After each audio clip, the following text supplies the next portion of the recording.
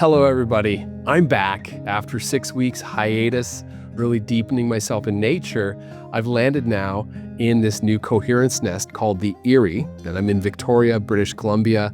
I couldn't be happier with this place. It's a renovated Norwegian heritage home that's just oozing with character. So when I brought in all of my accoutrements of Coherence, they really landed in a space. And it's really given me the grounding that I needed to finish and release my new book.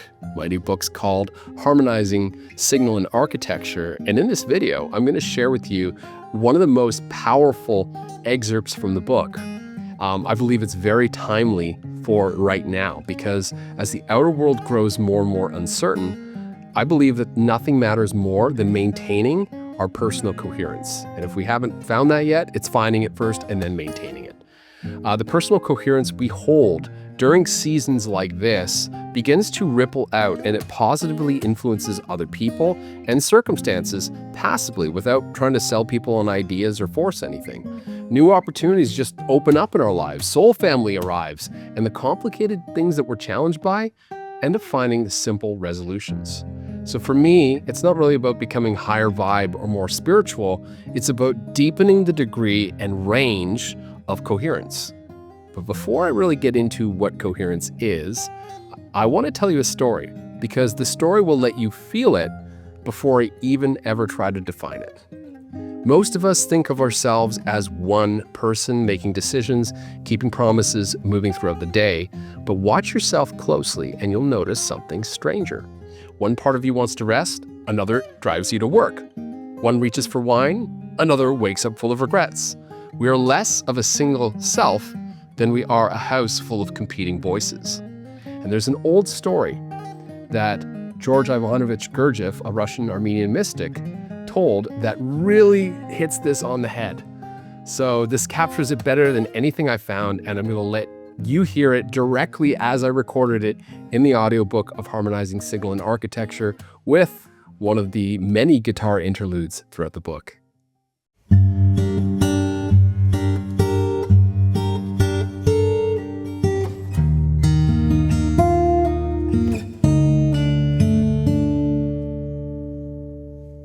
Long ago, there was a glorious mansion on a hill, filled with beautiful furnishings and exquisite artwork.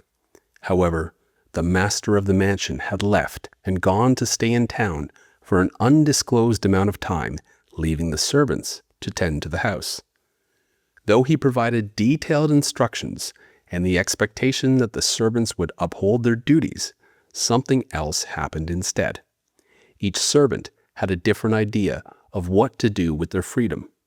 One servant delighted in wearing the master's clothes, hosting extravagant dinners, and emptying the wine cellar. Pleasure mattered more than responsibility to her. Another wanted to abandon all his duties, not do any work, and lazily just enjoy the sun in the garden. Another wanted to clean meticulously out of a fear that the master may return at any moment. This servant lived in a perpetual state of anxiety, never tending to her own needs out of a deep-seated level of self-rejection.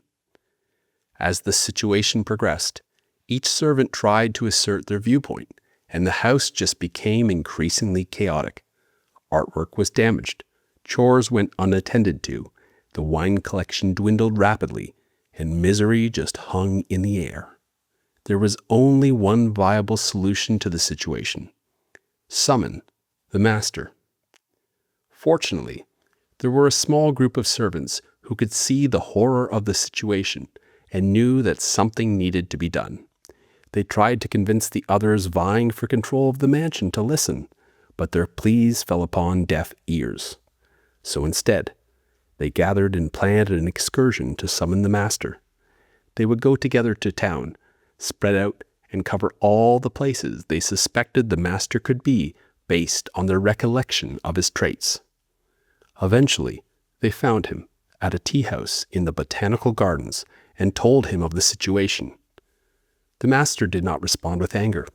Instead, he thanked them before he paid his bill, slowly got up, and patiently made his way back home. The servants went ahead to announce the master's return in hopes of reining in some level of order amongst the remaining servants. However, only some of them let go of their ways. Others doubled down in their mutiny and made it clear that they were not going to allow the master back in. Yet, when the master finally arrived, even the most radical of the mutineers fell to their knees and wept, begging for forgiveness. They did not mean to betray the master. They simply could not contain their nature in his absence. The master was wise, patient, and compassionate. He accepted their apologies and gave them the forgiveness they sought. Yet, he was clear.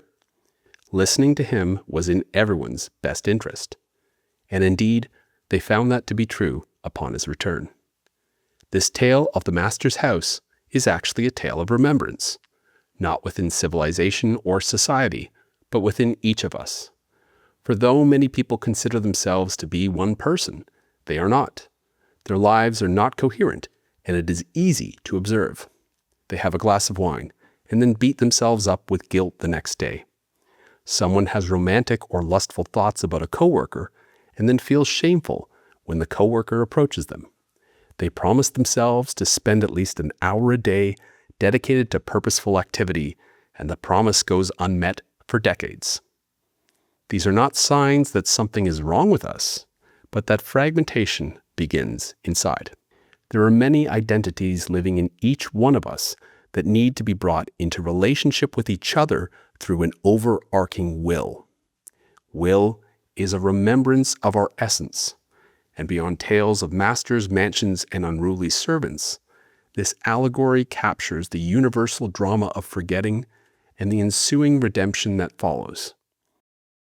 I really find this story useful because it gives a shape to something most of us feel but can't quite name. The sense of being pulled in many directions at once. The exhaustion of managing parts of ourselves that just won't cooperate. Some parts are mature and wise, others are immature and they feel unseen, but they're the ones that end up destabilizing the whole with their tempests. And will is the part of us that remembers who we really are, and it knows how to reconcile the fragmentation into a coherent whole. Coherence is ultimately a relationship between signal and architecture. Signal is the underlying essence that gives rise to life. It is challenging to articulate, but often experienced at a felt sense level. It is the current of love emanating from realms unseen and moving us into greater states of expansion. The architecture is the structure carrying it. Your habits, your relationships, your work, your body.